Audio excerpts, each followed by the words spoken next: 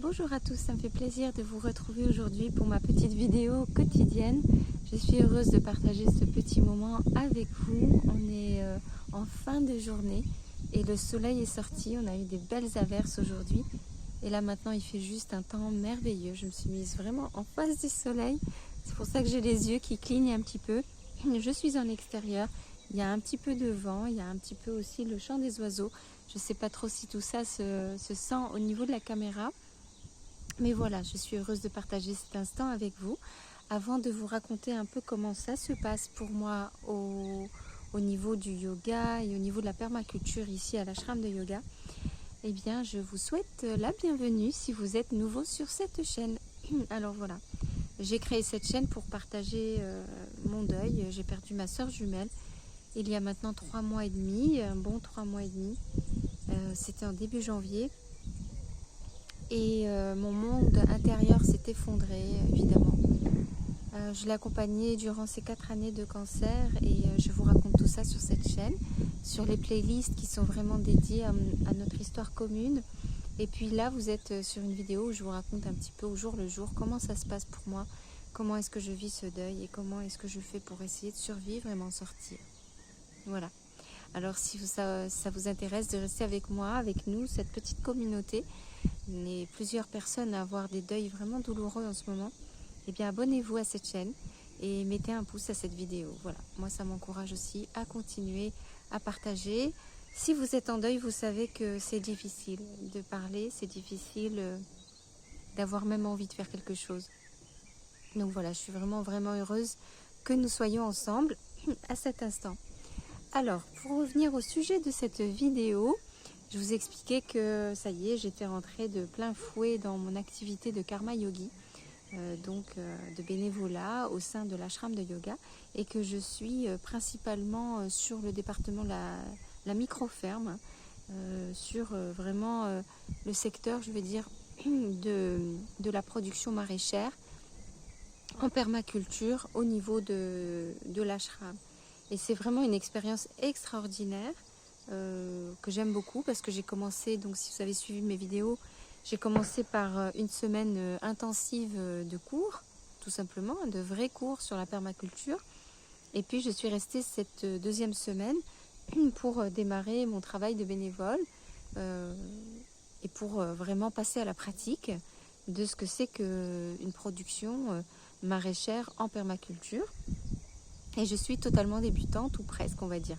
Pas complètement débutante, mais disons que voilà. Là c'est vraiment, c'est du sérieux, il y a le matériel, il y a l'espace pour le faire, il y a le temps, il y a toutes les ressources humaines et en fait voilà.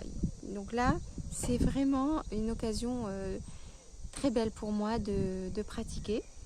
Mais je suis quand même débutante, je suis extrêmement fatiguée. Si vous êtes en deuil, vous le savez.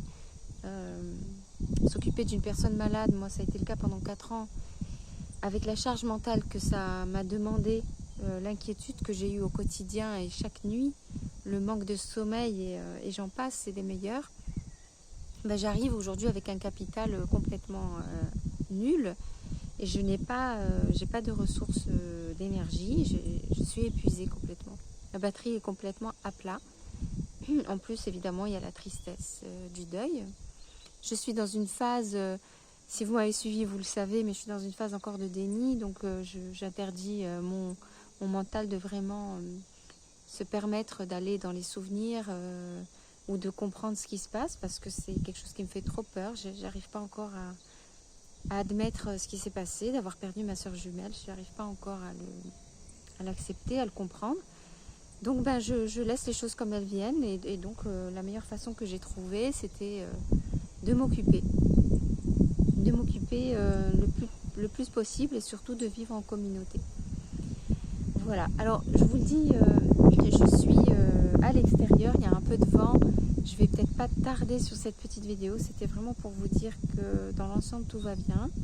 C'est très difficile pour moi physiquement, c'est pas pour rigoler, hein, c'est pas un petit... je vais mettre ma main pour enlever le vent. C'est pas un petit truc comme ça pour rigoler, c'est un vrai boulot de maraîcher là, que je suis en train de faire. Et je rencontre de vraies difficultés physiques et des moments de découragement. Mais en même temps, je suis très heureuse de le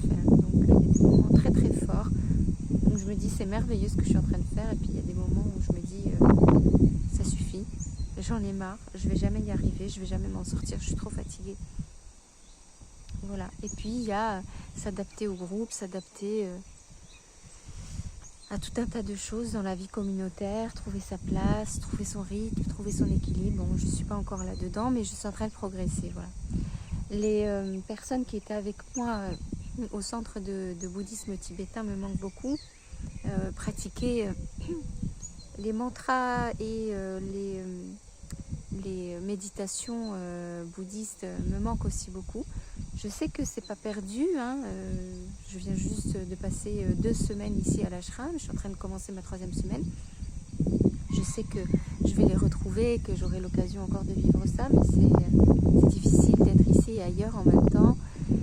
En même temps, je sais que ce que je fais là maintenant est quelque chose de très solide, très profond, qui va m'apporter une très très grosse construction, je pense, pour la vie. Voilà, je voulais partager ça avec vous. Alors encore une fois, merci de vous abonner si ce n'est pas encore fait. Mettez un pouce sur cette vidéo. Je vous demande de prendre soin de vous, comme j'essaie de faire. Prendre soin de moi. Je vous dis à bientôt.